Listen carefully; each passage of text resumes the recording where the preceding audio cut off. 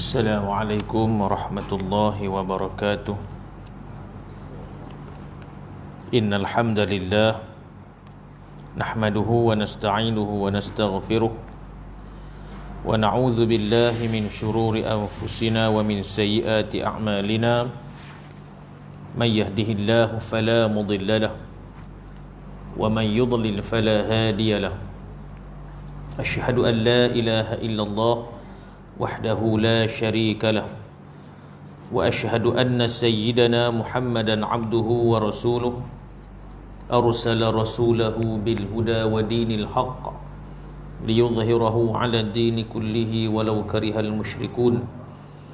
Qala rabbi shrah li sadri wa yassir li amri wahlul 'uqdatam min lisani yafqahu qawli, amma ba'du. Alhamdulillah thumma alhamdulillah.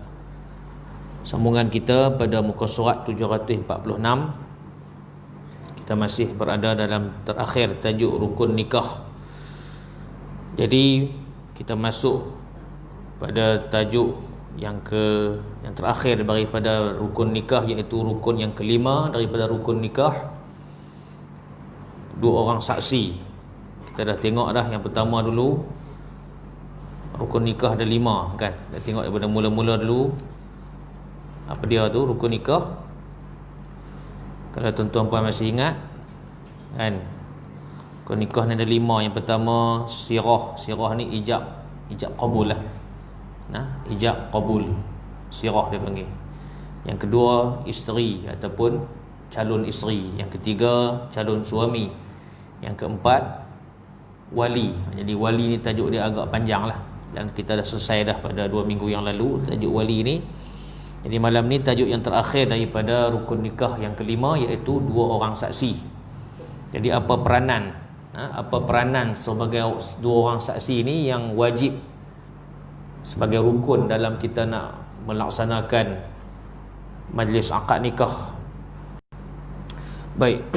Qala musannif rahimahullahu ta'ala wa nafa'ana bihi wa bi'ulumihi fi darwain amin ya rabbal alamin. Kata musannif, rukun nikah yang kelima daripada tajuk besar dari rukun nikah, iaitu rukun yang kelima 2 orang saksi. Sebagai pendahuluan di sini kata musannif di situ, walaupun akad nikah sama dengan akad-akad yang lain yang mensyaratkan keredaan. Mana akad-akad yang lain tu maksudnya akad jual beli, termasuklah akad kita nak muamalah. Ini kita munakahat. Yang jual beli ni muamalah ataupun muamalat. Sama juga dia ada akad. Jadi dalam bab nikah ni pun dia ada akad. Jadi kata musannif, walaupun akad nikah sama dengan akad-akad lain yang mensyaratkan keredaan, dia kena ada redha. Macam jual beli lah. Kalau kita tak redha, syarat jual beli tu tak sah kan. Sebab tu kita biasa pergi kedai, kalau kita nak beli barang sama-sama Islam, kita akan akad secara lisan. Kita bayar duit, kita kata saya beli, tuan kedai jawab saya jual. Tu akad lah tu. Sebagai contohnya, dia bukan nanti kena duk salam shake hand, tak payahlah. Kita lafaz tu dia panggil sirah. Tu akad. Mana dia faham kita nak beli apa dan kita faham kita dah beli apa, dan ada transaksi, ada jual beli. Kita bayar duit, kita dapat barang. Maka kita kata saya beli, dia sebut saya jual. Jadi sah jual beli dalam keadaan demikian yang kita biasa duk buat lah. Ada juga yang jenis jual beli ni kita tak pakai orang, kita beli dengan redha. Contohnya beli ayak dekat mesin tu kan, kat mesin kita bubuh duit RM1 contohnya, nak ayak apa sejuk, tebuh RM1. Tapi dulu pakai selin lah ni, mau pakai duit kertas tu. Bukan duit kertas, duit plastik, poli kan, poli plastik tu. Buh duit tu, dia telan duit tu, kita pilih ayak mana.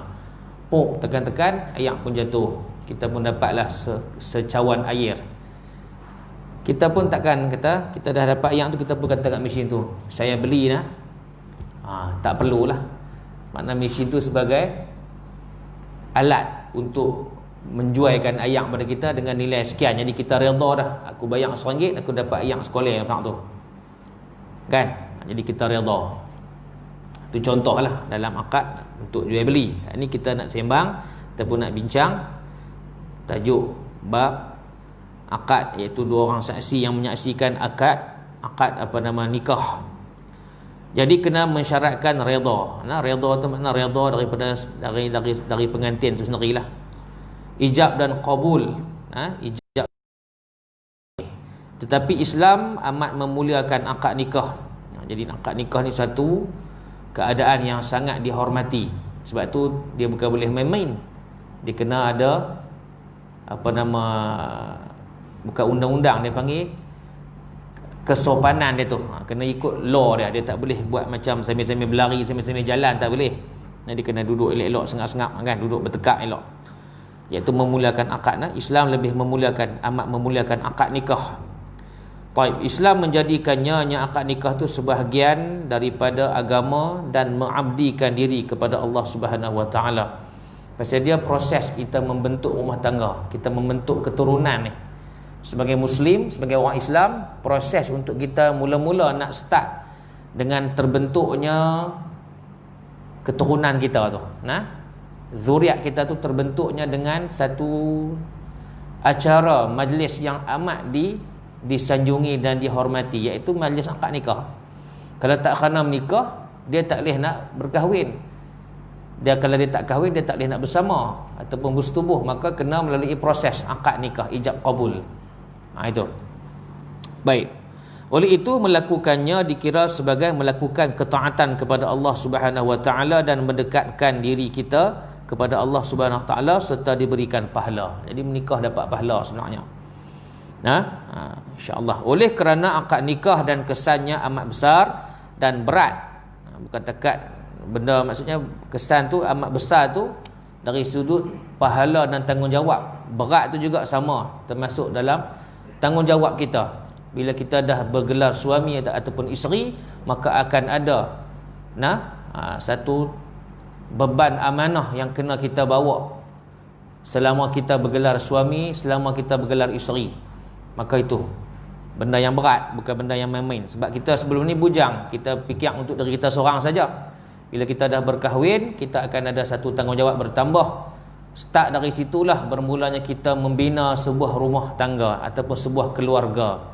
Kalau Allah kurniakan zuriat, maka kita akan dapat anak daripada anak seorang pi kepada dua, pi kepada tiga pi kepada empat, sehinggalah setakat mana ya Allah Ta'ala tentukan dalam Lauhul Mahfuz kita punya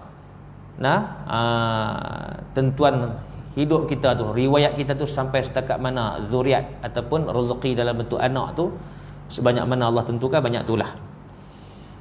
Baik.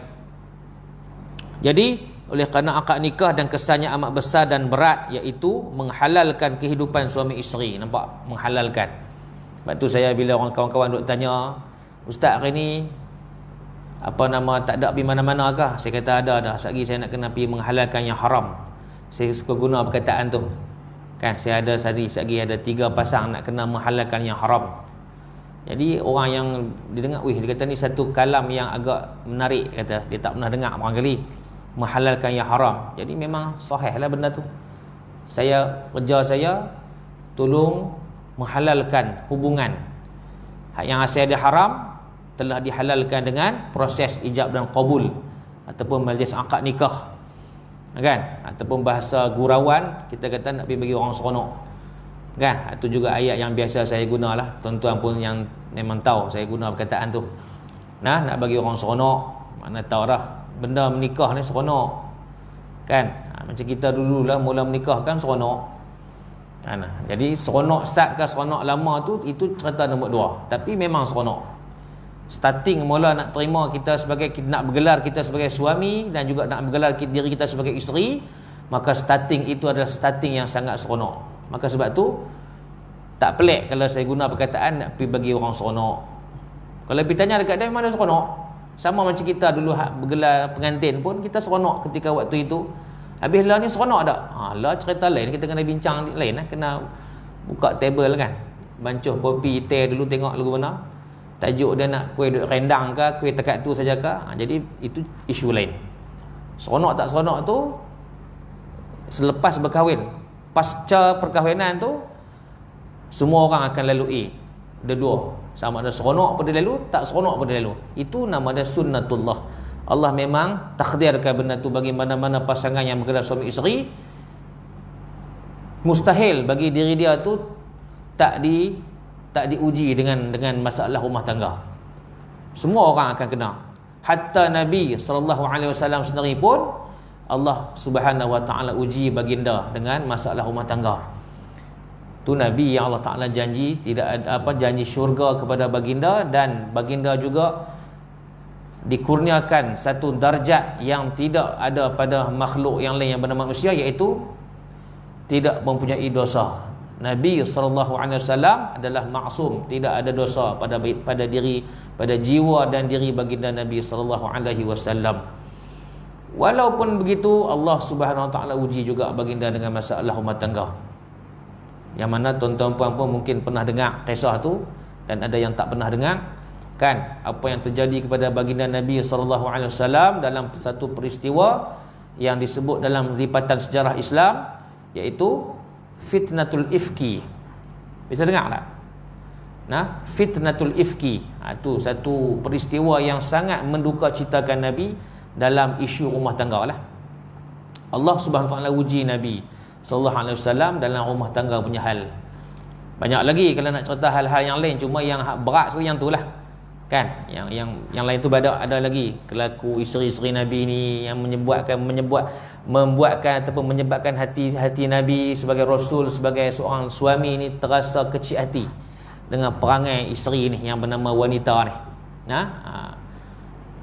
Jadi benda berlaku pada Nabi sallallahu alaihi wasallam tu bukan sebagai benda saya saja buat, saya saja Allah nak tunjuk Nabi pun kena juga, tak. Itu sebagai satu ibrah, sebagai satu pengajaran yang kita sebagai umat Nabi sallallahu alaihi wasallam boleh ambil, dan mereka bukan boleh ambil, kena ambil, menjadikan satu panduan dalam kita nak melayari bahtera rumah tangga. Itu. Maka Nabi sendiri pun kena uji. Jadi tak peliklah kalau kita ni kena uji. Jadi kita janganlah melatah. Bila kita diuji dalam rumah tangga ni, memanglah kita ni cakap boleh lah kan. Belum kena, belum tahu. Siapa yang dah kena, baru dia tahu. Kan? Kalau orang Kedah kata dah kena, baru hantar bunga hamil. Kan? Maksudnya baru hantar. Ataupun orang kata apa? Baru tahu langit tinggi rendah. Itu lama punya. Kita guna perkataan yang agak rare sikit ni, baru hantar bunga hamil. Kan? Baru kenal hari. Tidak masa sebelum kena hang sembang terah. Kan? Duk candek orang nu, hang candek orang ni, nampak macam hang kemas. Allah uji hang sekali, hang kena baru hang tahu. Kan? Gitu. Baik, jadi kita bukan nak kata siapa-siapa, cuma benda tu sebagai pengajaran yang kita boleh ambil. Baik. Maka oleh kerana akad nikah dan kesannya amat besar dan berat, iaitu menghalalkan kehidupan suami isteri, wajibnya mas kahwin, kan? Kehidupan suami isteri itu, dan wajibnya mas kahwin kepada hubungan itu. Ikatan sebagai suami isteri itu adalah wajib sebagai untuk si suami memberikan mas kahwin kepada isteri itu. Baik, lagi tak cukup dengan mas kahwin ketika majlis akad itu berlangsung. Selepas, kan, mas kahwin ni makna kata ketika majlis akad tu dia kena sediakan mas kahwin, mahar. Oleh suami kena sediakan mahar untuk isterinya. Selepas dah bergelar isteri dan juga bergelar suami kepada isteri, maka nafkah, kan, nafkah zahir dan batin, suami kena teruskan kelangsungan dia dalam sepanjang tempoh perkahwinan dia dalam beberapa lama yang telah ditentukan oleh Allah Subhanahu Wa Taala. Macam kita lah, kan, berapa lama dah, berapa puluh tahun dah kita bernikah, makna lama tu lah kita duk bagi mahar ke isteri kita. Jadi samalah ayah kita, mak kita dulu mereka menikah sebelum boleh kita tu lahir mai ke dunia, ayah mak kita pun lalu benda yang sama, bagi nafkah mengikut zaman, mengikut peredaran zaman mereka lah zaman kita, kan. Begitu.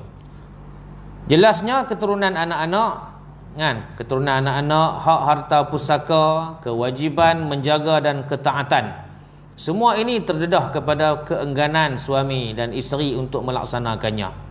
Boleh faham tak maksud dia? Pecahan-pecahan tanggungjawab lah, maksudnya pecahan-pecahan tanggungjawab yang telah dinukilkan oleh musannif, oleh pengarang kitab kita ni. Okey, jadi kata musannif, Satu, tanggungjawab. Kita nak kena menggalas tanggungjawab yang besar dan berat dalam kita nak menelusuri kehidupan berumah tangga ni. Wajibnya kita kena bagikan mas kahwin ketika mula nak menikah. Lepas dah menikah, kita kena tunaikan nafkah. Jelasnya keturunan anak-anak, maka kita kena pastikan kan anak-anak tu dididik dan diasuh dengan baik. Tu semua tanggungjawab yang kita kena tanya esok di hadapan Allah. Lepas tu dalam pada masa sama, kalau kita dah kita nak mati nanti, hak harta pusaka kita dah mati, harta pusaka dia ambil kira juga pembahagian dia macam mana. Anak lelaki banyak mana, anak perempuan banyak mana, mak ayah banyak mana, mak banyak mana, semua ada kira-kira dia. Lepas tu kewajiban menjaga dan juga ketaatan. Kewajiban kita menjaga dan ketaatan. Jaga apa? Jaga kita hubungan kita dengan Allah, hubungan kita dengan pasangan kita, hubungan kita dengan keluarga, hubungan kita dengan anak-anak. Tu semua dia ambil kira secara orang kata secara detail secara terperinci. Penjagaan dan ketaatan, jaga dan taat. Taat akan suruhan Allah, tinggal buat apa yang Allah Taala suruh, tinggal apa yang Allah Taala larang. Dalam pada sama kita nak kena pastikan anak-anak kita, keluarga kita taat kepada Allah dan Rasul. Semua itu atas tanggungjawab sebagai suami isteri. Semua ini kata musannif, semua ini semua yang dinyatakan tu terdedah kepada keengganan suami dan isteri untuk melaksanakannya. Maksudnya segala tanggungjawab yang dinyatakan di situ tak dapat tidak akan menjadi satu titik tolak yang agak menduka citakan, yang mana para suami dan para isteri ini menghadapi situasi itu. Mana bagi mereka payah nak kena lalui semua benda-benda tanggungjawab yang dinyatakan. Tapi walau payah tak payah pun nak kena tunaikan juga tanggungjawab untuk melaksanakannya. Baik. Islam mengambil langkah berjaga-jaga dengan mewajibkan kehadiran sekurang-kurangnya 2 orang saksi untuk menyaksikan akad nikah tersebut. Ni baru dia nak tengok tu. Islam mengambil langkah berjaga-jaga dengan mewajibkan. Wajib, yang kata saksi ni wajib. Bukan kata biasa-biasa kan, tak ada saksi tak apa kot. Dia tak ada bunyi kod-kod. Tak ada saksi, maka majlis akad tidak akan boleh berlangsung. Sebab dia adalah benda yang wajib. Mewajibkan kehadiran sekurang-kurangnya. Hak kita ambil yang paling kurang lah. Tu kita tanya, bila duk telefon tanya berapa orang ustaz saksi nak kena sedia, kita kata yang diwajibkan adalah 2 orang. Habis kalau main ramai boleh tak? Boleh. Pakat-pakat dengar kan, sebab tubuh mikrofon satu surah ke satu masjid boleh dengar lafaz yang diijabkan oleh wali dan qabul yang dilafazkan oleh pengantin. Mengijab qabul, dia ijab, wali ijab, pengantin qabulkan ataupun terima akad itu. Maka saksi menjadi telinga untuk mendengar penyaksian ataupun lafaz yang dilafazkan oleh kedua orang itu, iaitu wali dan juga wakil wali ataupun dan juga pengantin wali ataupun wakil wali lah. Sebab biasa kita duk akad tu, saya bagi akad, maka saya sebagai wakil wali mengakad nikahkan pengantin tu. Mana kena ada 2 orang saksi sekurang-kurangnya untuk menyaksikan akad nikah tersebut. Kita duk lantik tu kan, yang saya duk tulis nama dalam surat nikah tu, itu saksi yang dilantik. Saksi itulah dipertanggungjawabkan di hadapan Allah nanti sampai ke mahsyar. Dia kena jawab. Juru nikah dengan saksi, dua-dua kalingan wali, semua nanti nak kena jawab depan Allah kalau buat satu benda yang tidak mengikut hukum syarak. Contohnya begitulah. Tapi kita setakat ni tak sampai tahap tu. Sebelum majlis akad nikah tu nak berlaku, tuan-tuan puan, kita dah pengantin tu sendiri telah melalui proses-proses step dia. Proses apa? Daripada start dia kena pergi ambil HIV lah apa semua itu undang-undang yang terbitkan oleh majlis agama ataupun jabatan agama. Maka undang-undang tu kena dilaksanakan sebab kita sebagai orang yang beriman kena mentaati uli amri. Ini pemerintah yang menetapkan kena HIV apa semua. Dulu zaman tuan-tuan kan, zaman Pak Long menikah lu ada HIV? Tak ada. Mana ada? Zaman Aziz ada? Tak ada. Zaman macam-macam ada? Tak ada kan? Dia sejak penyakit itulah AIDS kan, penyakit AIDS tu mula menular dalam masyarakat dunia ni, maka ketika itulah Kementerian Kesihatan dengan kerjasama Jabatan Agama mula berbincang, duduk semeja macam mana untuk kita nak cegah, nak prevent dulu. Kan nak mengubat tu kalau dah sakit ni, tak sebelum kena tu kita cegah siap-siap.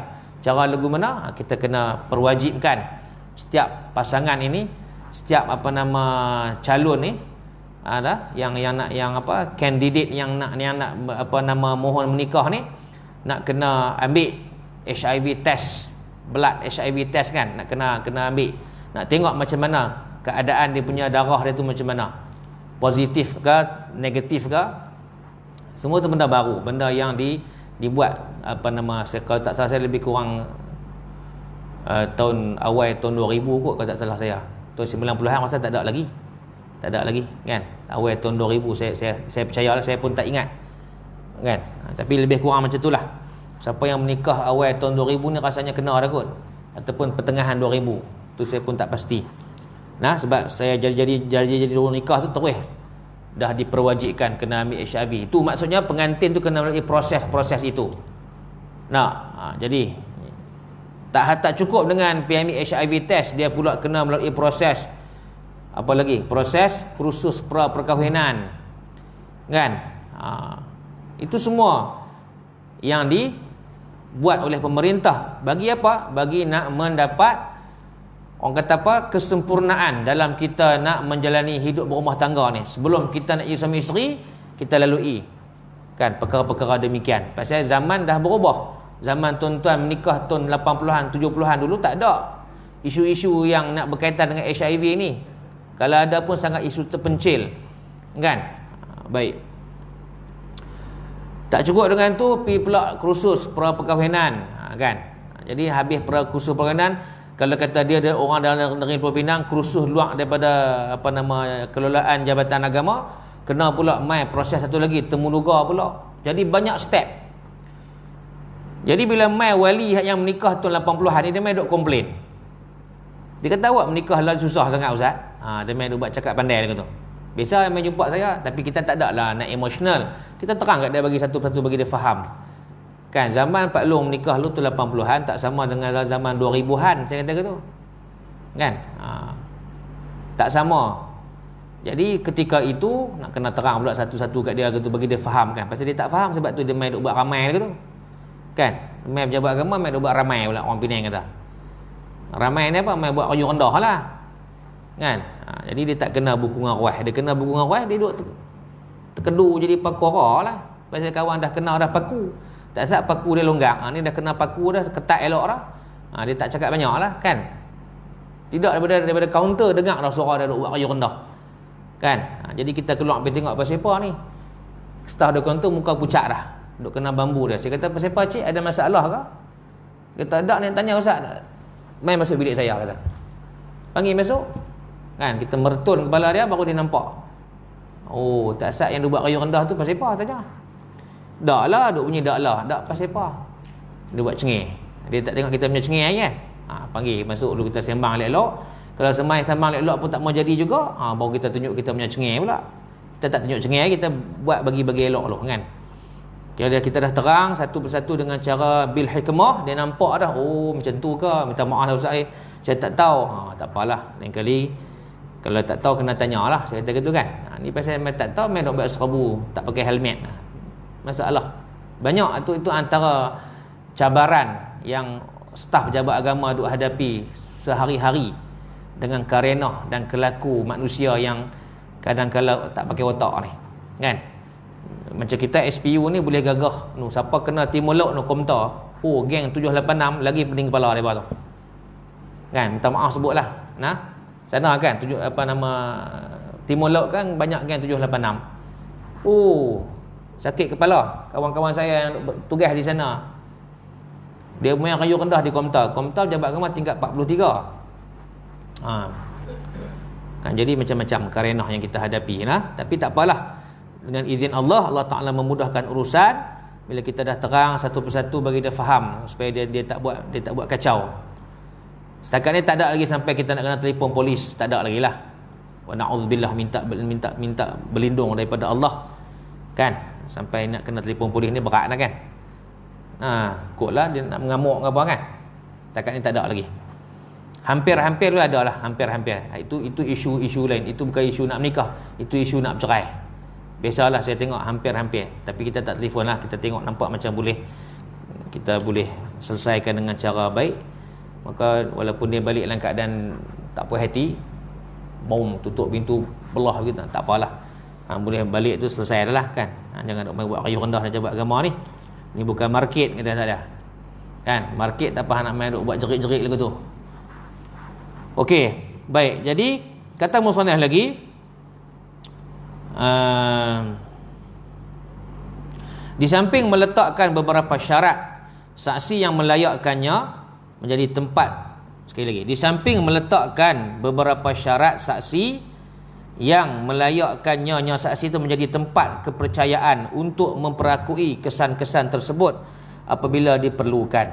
Makna saksi ini, kalau tak ada saksi, makna kita tak tahu pengantin ataupun wali ni dia satu dah getak, dia gabra. Ni secara fizikal ni, saya cerita ni, dia dah ketak ni, dia tak tahu apa dia sebut saat ni. Dikuatiri benda tu berlaku. Sebab kita nak apa yang wali lafaz dengan apa yang pengantin terima tally, dia kena sama. Dia kena sama, nah. Kalau tak sama, makna ada kecederaan dari segi sirah itu sendiri, dari segi ijab qabul tu ada kecederaan dari segi perkataan. Maka saksilah sebagai orang yang bertanggungjawab untuk memastikan lafaz kedua-dua hamba Allah ni betul. Baru dia boleh mengesahkan ya sah. Dia bukan senang-senang nak boleh kata sah tuan-tuan. Ni saya nak pesan ni, siapa nak jadi saksi, nah, berat tanggungjawab nak jadi saksi ni. Dia akan bagi kita kriteria dah, apa syarat-syarat untuk jadi saksi. Bukan mudah-mudah, bukan jenis main tangkap muat. Saya pernah bagi angkat nikah satu kawasan tu, tak sahabat di mana lah. Dia ni tangkap muat. Dia tak buat persediaan yang teliti. Dia berharap saya sebagai juru nikah nak bawa saksi. Saya kata saya tak bawa saksi. Kan, saya tak pernah bawa saksi. Kalau saya bawa pun juru bahasa lah dululah. Kan. Akan datang pun saya akan bawa lah lagi juru bahasa untuk pasangan-pasangan yang bukan warga negara, yang tak boleh bercakap bahasa Melayu. Saya pun tak boleh cakap bahasa Inggeris. Boleh pun, bukan boleh pun lah, tak boleh kan. Serta dan tamak tak boleh lah. Kalau boleh pun makna boleh cakap mana saya tahu lah. Hal lain saya tak tahu. Orang jenis kacau. Maka kita perlukan seseorang untuk membantu, untuk memudahkan urusan dengan terjemahan jurubahasa. Itu saja saya bawa. Untuk saya nak kata buat saksi beriringan dengan saksi, tak ada. Saya tak bawa saksi. Saksi saya minta pengantin sediakan, belah lelaki dan juga belah perempuan. Maka dia tak buat persediaan. Kita sampai-sampai jadi cempera. Kita tanya mana saksi, dia tengok, saksi tak ada, ustaz tak bawa saksi ke? Dia tanya kita pula. Kan? Jadi kita pun kata saya tak bawa saksi, kata. Saya dah beritahu dah kepada anak cik kan, pengantin perempuan, kata nanti nak main hari nak akad ni jangan lupa bawa seorang saksi wakil daripada pihak lelaki dan wakil daripada pihak perempuan. Jangan tak bawa, kena bawa. Tak ada saksi, akad tak jalan, kata. Baik ustaz, baik ustaz. Kan? Tak apalah. Alhamdulillah lah, kata ustaz, baik. Cuma bila hari nak akad hampa tak buat saksi. Tak ini baik kan? Gitu, jaga baik-baik. Jangan buat mudah lah gitu. Maka itulah tugasan saksi. Dia kena memastikan yang apa yang wali lafaz itu daripada start, aku nikahkan dikau dengan anak aku ke, adik aku ke, kakak aku ke, cucu aku ke, wali itu, ataupun anak saudara aku ataupun sepupu aku ke, ni antara wali-wali ya. Dengan nama sekian-sekian, bin sekian dengan binti sekian, apa semua komplit, mas kahwin dengan banyak benda sekian. Jadi ni saksi dengar. Sebab tu saksi dia kena peka. Bukan dia duduk sibuk ambil gambar. Ini satu saya pantang. Saya cukup pantang. Saya tegur. Tak kira hang tua ke hang muda, saya kata tang tu juga. Tapi kita taklah kurang ajar. Kita kata cara bahasa yang baiklah. Kita Pak Long minta maaf, tak usah ambil gambar, bagi orang lain ambil. Pak Long kena bagi perhatian ni untuk saksi. Okey, baik ustaz, baik. Minta maaf. Okeylah. Tak sepatutnya lah dia buat macam tu. Sebenarnya dia sebagai saksi, dia jangan duk sibuk dengan nak ambil gambar, dengan duk nak rakam.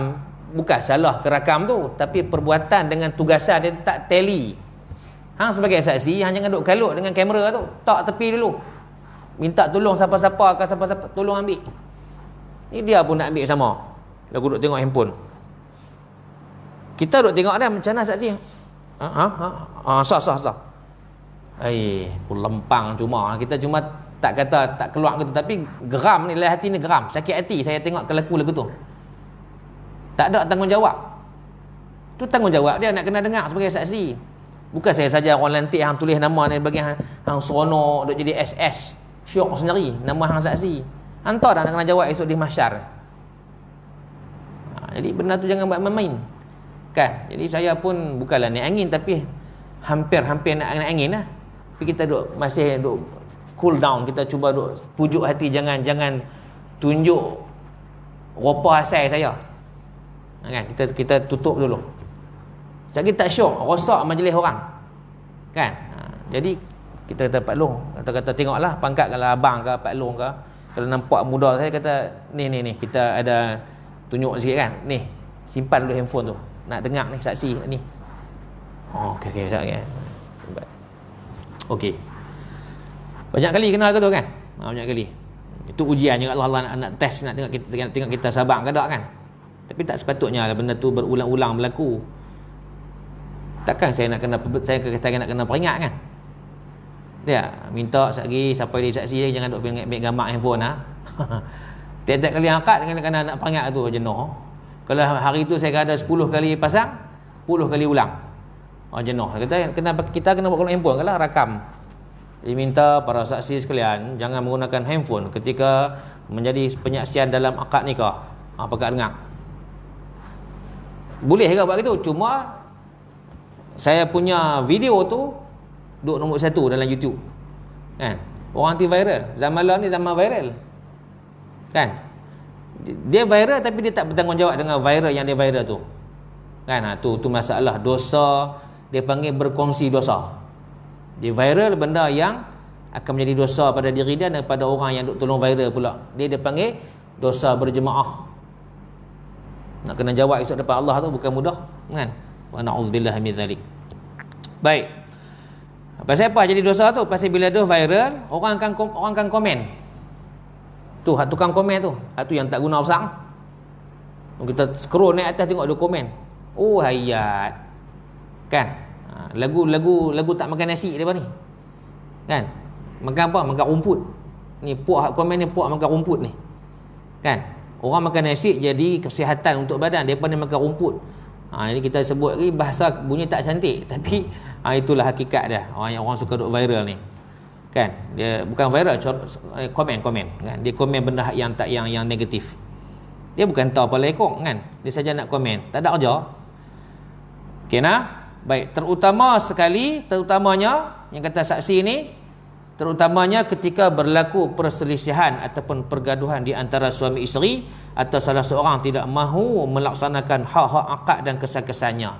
Ini selepas dah kahwin, maka jadi pergaduhan antara suami isteri. Maka saksi juga ada peranan dia untuk kan meleraikan pentelikahan ataupun pergaduhan antara suami isteri itu.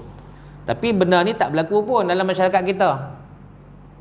Tentang perempuan boleh nampak tak berlaku pun. Hak yang syarak abang ni tak berlaku. Yang berlaku apa? Bila bergaduh suami isteri, mereka minta la tu'adhi. Mereka tak cari saksi sebab mereka tak nampak macam benda tu macam peranan saksi.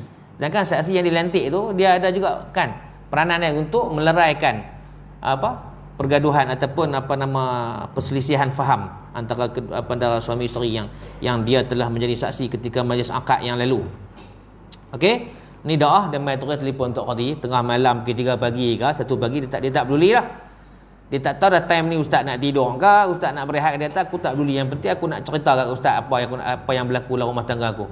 Itu kerap yang berlaku lah pada kami lah, bukan saya seorang. Semua rakan-rakan sejawat saya yang di tempat-tempat lain pun sama, menghadapi situasi yang sama. 3-4 pagi telefon kan, untuk nak minta nasihat. Jadi kita ni nak marah pun ikutkan nak marah, tapi tak mau marah lah. Kalau kita marah lagi jadi tak elok kan. Jadi kita kata macam ni lah, kita masih lagi kontrol nada. Kita macam ni lah, kata lah pun tengok pukul 3 pagi dah ni, saya tak sat duduk tengah tidur lah.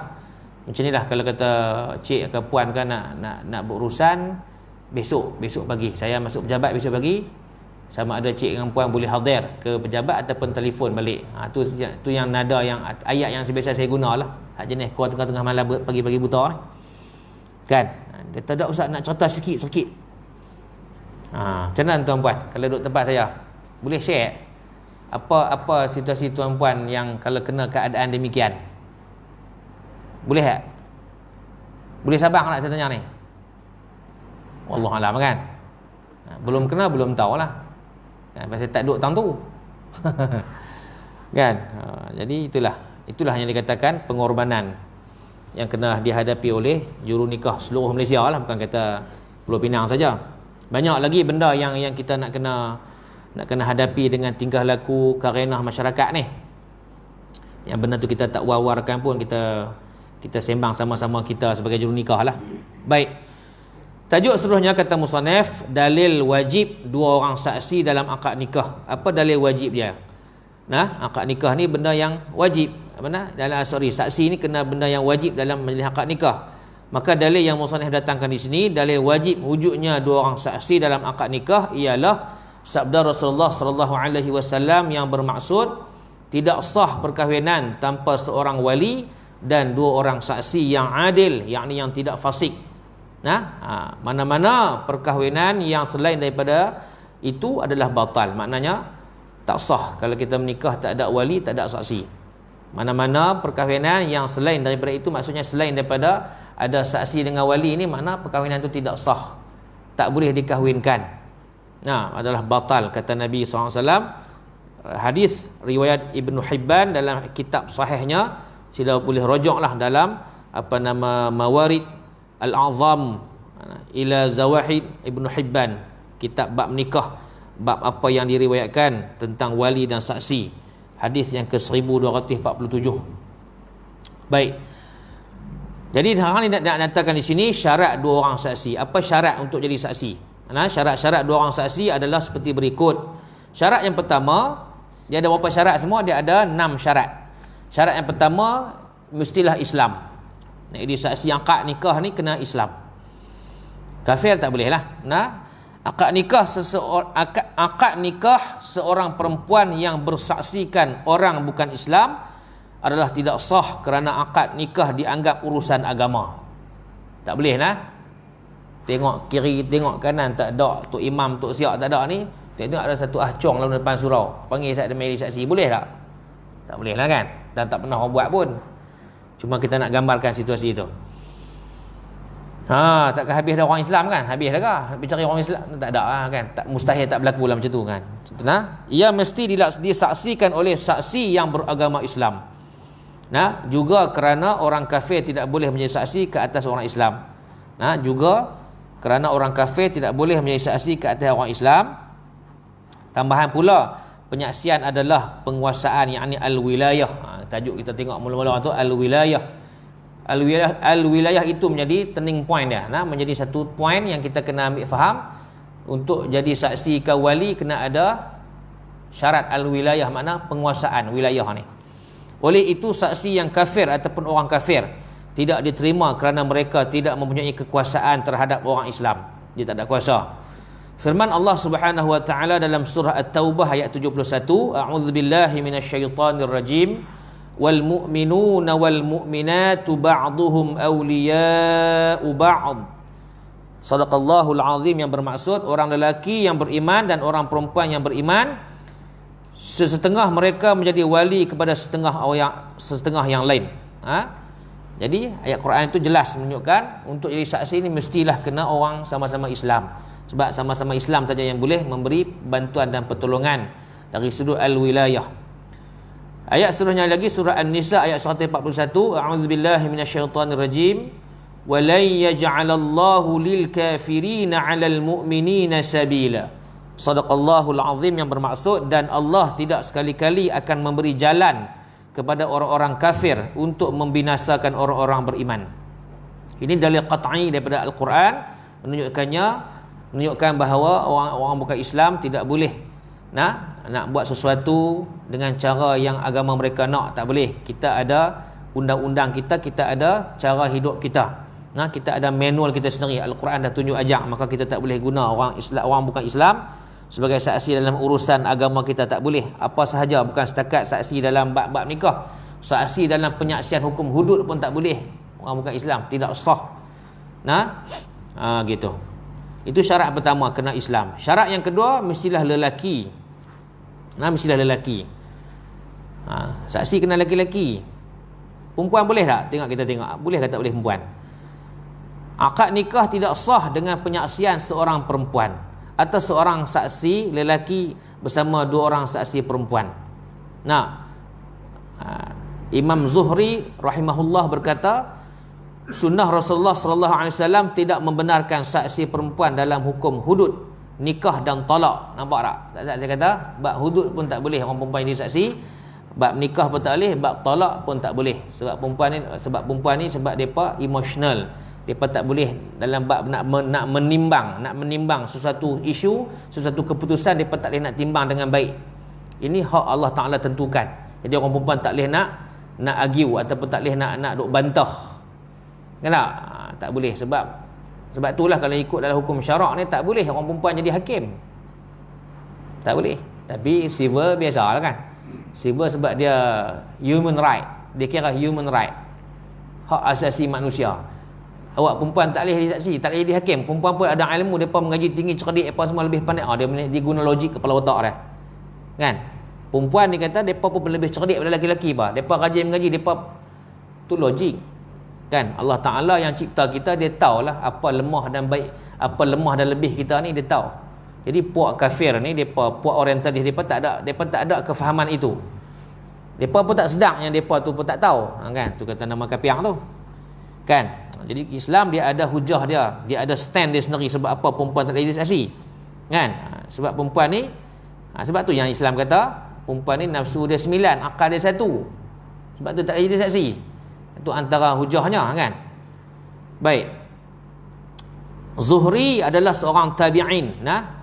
Kan? Imam Az-Zuhri ni rahimahullahu ta'ala ni dia ada tabi'in.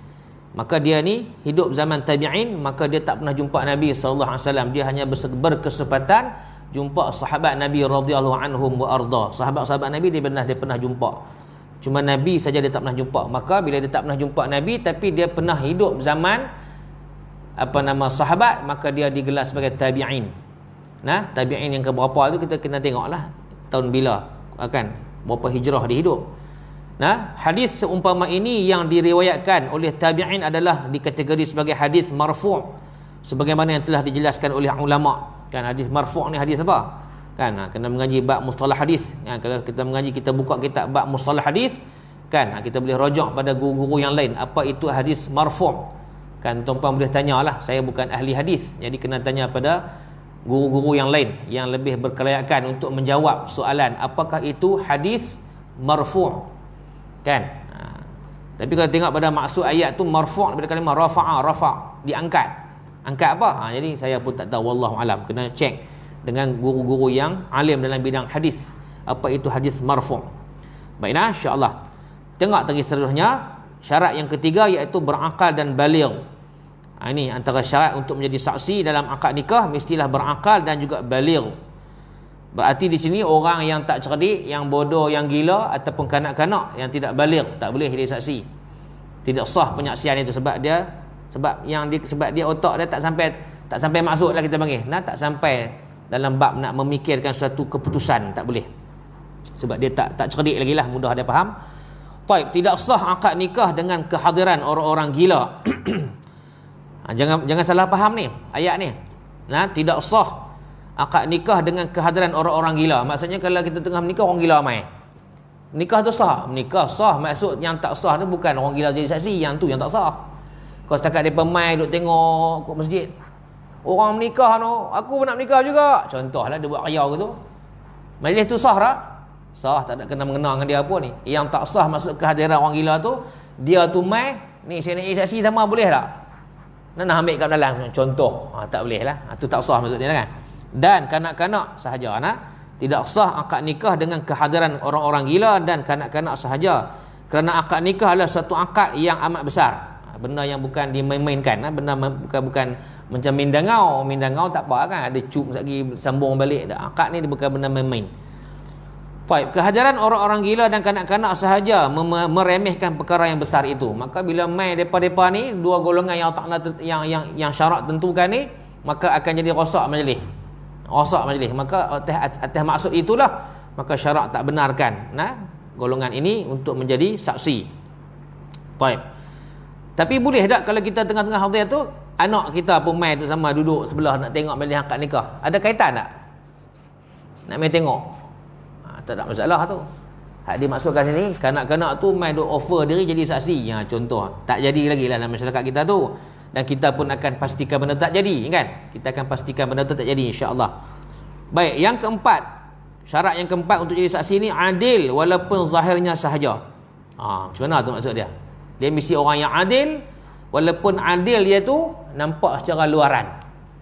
Dalaman kita tak tahulah, benda dalam hati kita tak tahu, kita tak boleh nak judge orang dalam benda dalam hati.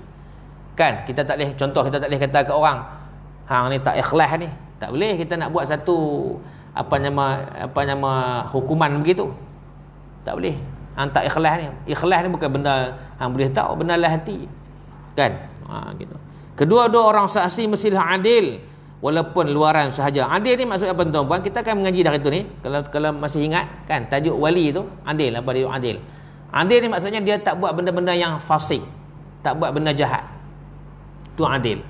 Dia tak, maksudnya dia dari pergi zahir kita nampak dia ni orang yang bersembahyang. Contohnya macam tuan-tuan semua, macam kita semua, zahir nampak orang sembahyang, maka dia layak jadi saksi ya. Kan? Tapi sebenarnya ustaz, dia berlakonnya ustaz oi. Contohlah kan. Dia berlakon lah sebab nak bagi nampak dia ni macam kemah. Di rumah isteri dia kata sembahyang pun tak. Contoh. Tu kita tak tahulah di rumah. Kalau kita dapat tahu memang sahih benar tu, ada bukti, tak boleh lah. Ni kita tak tahu. Ni benar yang kata. Sebab tu dia kata walaupun zahirnya sahaja. Kedua-dua orang saksi mestilah adil walaupun luaran sahaja, kata musannif. Maksudnya kefasikannya tu dilakukan secara sembunyi-sembunyi dan tidak dizahirkan. Nampak tak? Fasik lah. Fasik ni apa fasik? Tak mau semayang, cakap muhung. Asyik bercakap je muhung, asyik muhung je bercakap. Tu fasik lah contohnya. Apa lagi? Puasa tak mau, orang puasa dia tak puasa. Kan? Benda yang dia sembunyi-sembunyi, dia apa dia buat. Contohnya apa lagi fasik? Macam-macam lah nak sebut ni. Kan? Tengok gamak-gamak lucah contohnya, tu benda fasik lah. Dia duduk diam seorang-seorang dia duduk tengok. Dia tak ada tak ada apa nama kita panggil war-warkan, tak ada, dia senyap-senyap. Jadi dia tu layak jadi saksi sebab kita tak tahu secara apa nama batin dia tu macam mana. Kita hanya tahu zahir dia bagus. Okey ya. Tidak sah akad nikah dengan dua orang saksi yang jelas kefasikannya kerana penyaksiannya tidak diyakini. Ni terang-terang contohnya dia tunjuk kelaku dia memang tak semayang. Bukan setakat tak semayang, dia hina pula, dia perli pula orang yang semayang ni. Hampa ni bodoh, semayang apa? Semayang tak wajib. Aku tak semayang pun aku hidup kenyang, aku makan kenyang tak lapar pun. Contoh. Hampa semayang kalau tak semayang tak khusyuk, mana dia semayang? Contoh macam lepak pisang tu tak? Tak boleh jadi saksi tu. Kan? Lepak liat tu tak boleh jadi saksi dia. Sebab dia menyalahi sunnah, menyalahi ahli sunnah wal jamaah. Dia tak semayang. Bukan tak semayang, dia petikai budak semayang tu. Kita semayang, kita kata hampa semayang tak khusyuk. Allah Ta'ala kata, kan, semayang kena khusyuk. Kita kata apa dia dalil dia? Tak sebut dalam Quran. Dia baca Quran. Main ke? Ingat buat main. Orang fasik ni macam jenis. Dia pun stadio, ingat dia main tangan kosong. Jadi kita nak pergi berserangai dengan dia tu, kita kena ada ilmu, bukan kita pergi tangan kosong. Kena tembak dia buta rare gitu. Kita berikut dah sama. Lingkup. Kan? Dia kata tu Allah Ta'ala sebut apa dalam Quran? Surah Al-Mu'minun. Siap dia bak nama surah lagi. Qad aflahal mu'minun. Dia baca Quran. Alladzina hum fi salatihim khashi'un. Nampak? Khashi'un dia kata. Semayang kena khasyuk. Hampa khasyuk semayang tanya gitu. Kita tengok, uish. Kita berkelipuk mata, terkebil-kebil. Payah dah, kena ajar dia. Betul juga tu. Bunyi betul juga tu, lingkup. Nampak tak? Dia jaga baik-baik. Orang fasik ni macam jenis. Kan? Fasik satu, kafir zindik tak kira, kafir zindik. Kafir zindik ataupun kafir yang apa nama dia panggil kafir yang berlapis-lapis, dia panggil apa? Jahil murakkab ni contohnya. Contoh tu jahil murakkab tu. Jahil yang berlapis-lapis. Ataupun mudah faham dia, orang jahil murakkab ni dia tak tahu kata dia tu tak tahu. Itu maksud yang kata jahil murakkab. Kan? Wa na'udzubillahi min dzalik. Baik. Tu dia. Yang keempat tu adil walaupun zahirnya sahaja. Yang kelima, syarat yang kelima untuk jadi saksi iaitu mendengar. Makna telinga dia tak ada sound trouble. Dia tak ada sound trouble. Nah, jadi pastikan tuan-tuan, tak disebut perempuan, saya ni perempuan kan, tuan-tuan saja. Jadi tuan-tuan yang ada masalah sound trouble, jangan duk offer diri nak jadi saksi. Tolong lah. Walaupun kita dulu saya pernah jadi saksi, awak lah tak boleh. Alah, dulu masa dulu Pak Long boleh dengar lagi. Lah Pak Long telinga tak apa nak clear dah. Tanya apa? Tak ada Pak Long. Ganti. Next. Ganti orang lain. Tu. Ni syarat dia. Duk tak boleh. Kan? Kecuali kalau tengok dalam kitab-kitab yang lebih besar, dia akan hujah dengan lebih jelas. Maksudnya, kalau boleh ada alat tu. Kan? Yang buh lubang telinga kan? Kan? Buh alat tu, makna dia tidak ada masalah sebab pendengaran, sebab bantuan alat tu. Kita bubuh alat tu, kita tak duduk jauh. Kita tak duduk dekat. Kita duduk macam jarak biasa. Pak Long. Apa dia? Makna dia clear. Walaupun bubuh tu Pak Long. Buat tak tahu. Tak boleh. Alat tu mungkin bateri dia lemah orang kali. Kena check tengok. Senang tak usah pakai lah. Cerita dia cari hak betul-betul clear. Senang lagu tu. Kan? Tak lagi payah pula kan? Nak kena duk ambil tahu pula alat tu rosak tak rosak, jadi payah. Cari hak yang telinga dia betul-betul clear. Yang ada sedikit sound trouble ni tak salah kan. Dan diri dia pun janganlah kecil hati bila orang tak ambil jadi saksi, walhal sebab dia dulu pernah jadi saksi. Tu cerita dulu lah, cerita kita tak apa nak dengar elok dah. Kita kena bagi peluang pada orang yang lebih pendengaran dia elok. Baik, mendengar nah. Syarat yang kelima, mestilah boleh mendengar. Biar akad nikah nah, akad yang disaksikan oleh saksi pekak atau tidur adalah tidak sah kerana matlamat menjadi saksi tidak tercapai. Macam mana tu pekak? Okeylah, tak sah kita abang tu pekak tak dengar. Ni tidur lagu mana? Tidur macam ketebah jemaat lah. Tu contoh akas yang kita boleh ambil di sebalik kefahaman ni, tidur.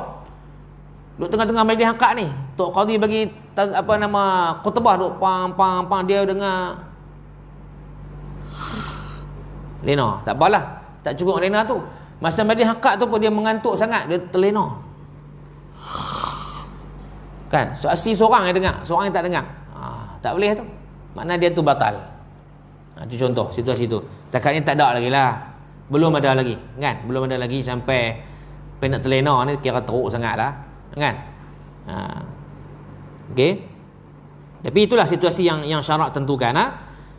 Yang pekak atau tidur adalah tidak sah kerana matlamat menjadi saksi tidak tercapai.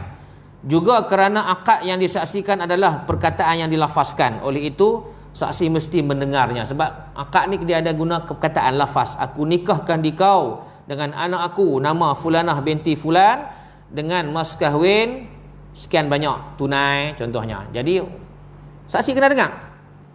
Pengantin menjawab, aku terima nikah Fulanah binti Fulan dengan mas kahwin sekian banyak tunai.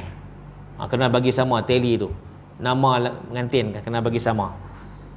Pengantin wali sebut aku nikah, contoh kita sebut tu lah. Aku nikahkan dikau dengan aku nikahkan dikau dengan anak aku Nur Sakinah binti apa, nak buh nama siapa? Buh nama saya, buh nama orang lain marah pula. Aku nikahkan dikau aku nikahkan dikau dengan anak aku Nur Sakinah binti Yusuf dengan mas kahwin RM2,000 tunai. Kan? Tiba pengantin jawab, aku terima nikah Sakinah binti Yusuf dengan mas kahwin RM2,000 tunai. Saksi kata, saksi berdengar. Macam mana saksi? Boleh saksi? Saksi pun, sah. Ni dia sah. Cuma Tok Qadhi tak buat gitu kat dia.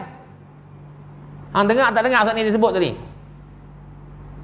Wali sebut Nur Sakinah. Ya dia ni apa nama bakal menantu sebut Sakinah saja. Mana boleh? Nur tak sebut. Dia kena bagi sama. Itu syarat dia, kena bagi sama.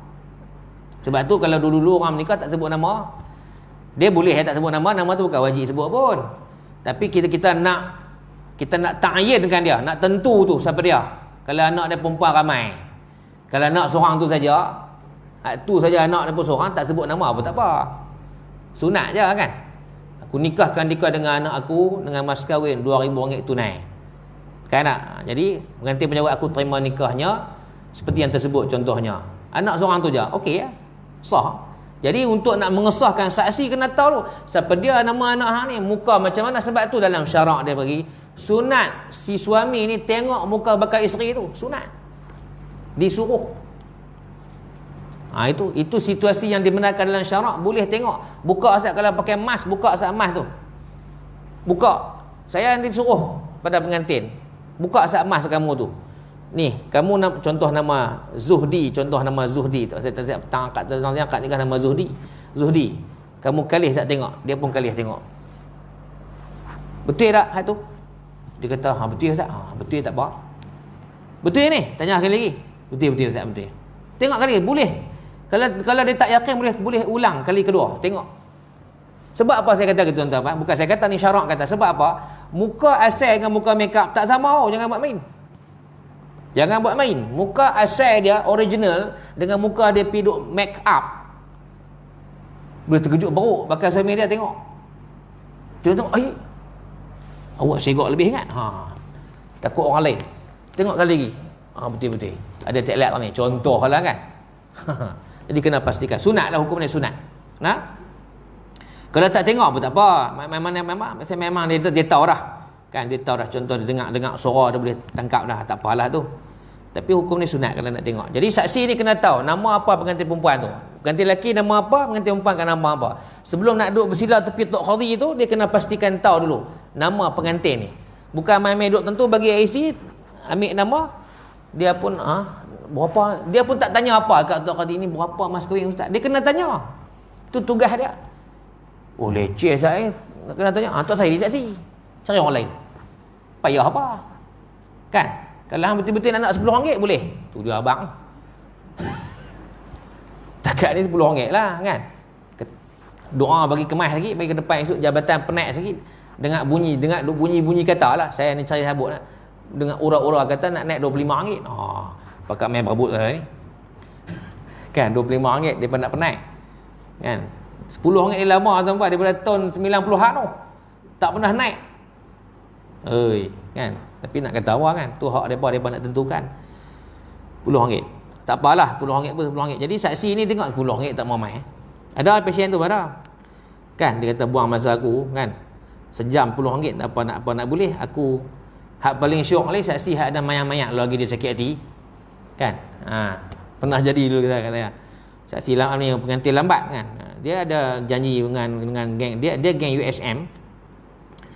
Kan? Geng-geng USM nak ambil dia pukul 11. Akad nikah pukul 10. Pengantin sudah buat spoil, mai pukul 11. Kan? Satu masjid di kawasan ni lah, tak usah abang kawasan mana kan. Pengantin lelaki tu duk ingatkan duk jauh mana. Yang jadi mai lambat tu, duk matam-matam je pun. Duk matam-matam nak mai satu tempat yang saya pergi angkat tu, jadi lambat. Sejam lambat. Saya tunggu mujur, lepas tu tak ada tempat apa. Dia seorang aja pagi tu, mujur. Kalau tidak, bungkuih lah contoh dia. Kalau saya contoh ke sebelah saya ada tempat lain, memang bungkuih lah pengantin tu. Kan? Balik makan nasi tu. Sekali malam aku jumpa orang lain. Biasa jadi tu. Biasa saya buat. Bukan kita buat kerana kita sakit hati pun tak ada. Pasal dia bukan pasal bukan nak kata bukan pasal dia tu kita geram ke tak ada. Pasal kita ada janji tempat lain. Kita kena teruskan lah janji kita dengan tempat lain tu. Kerana dia seorang habiskan tu semua tak boleh lah kan. Jadi kita kena pergi. Dia punya duk merayu, ustaz tolonglah ustaz. Dia nak patah balik ustaz lah 5 minit. 5 minit apa? Dia nak pergi IC tu. Kan? Ini nak cerita panjang lah. Jadi ya dekat tu. Okey nah. Baik, seterusnya yang keenam yang terakhir, melihat. Makna saksi ini bukan setakat mendengar, dia juga kena boleh melihat. Akad nikah tidak berlaku jika saksi buta. Kerana perkataan yang dilafazkan tidak boleh diperakui kecuali dengan menentukan petuturannya ataupun penuturnya ataupun tukang cakap tu, wali dan juga pengantin. Yang ini memerlukan saksi yang tidak buta dan didengari. Maknanya dia kena komplit. Mata kena tengok. Sebab tu saksi bila wali sebut tu dia, kalau kata dulu lah boleh shake hand lah, tak boleh. Kan lah SKP berapa? PKP kan. Jadi tak boleh kan simpan tangan tu. Nikah masa wali sebut tu saksi dia kena tengok. Sekali pengantin jawab pula kena tengok. Tak ada pergi jenguk ke tu kan. Agak-agak dengan betul-betul ingat kan. Tu dia. Baiklah, habis. Mesti kena boleh melihat dan juga boleh mendengar dengan baik, tak ada gangguan. Sound trouble tak boleh nah. Habis. Wallahu subhanahu wa ta'ala alam. InsyaAllah. Nanti tentu dulu. Nanti kita sambung lagi sebab nak buat tahlil ni. Kita akan buat tahlil terus. Saya tak buat dalam lepas Isya, saya buat siap-siap lah ni. Boleh nak? Nanti kita sambung lagi tajuk menyaksikan kerelaan pengantin perempuan, insya-Allah. Tanda tu. Okey.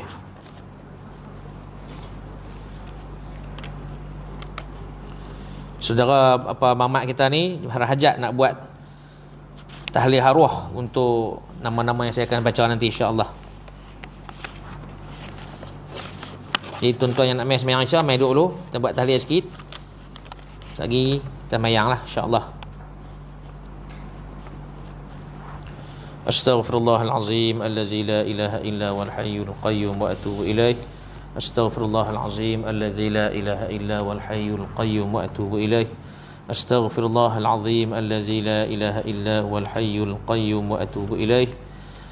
إلى حضرة سيدنا وحبيبنا وشفيعنا محمد صلى الله عليه وسلم وإلى أرواح آبائه وإخوانه من الأنبياء والمرسلين صلوات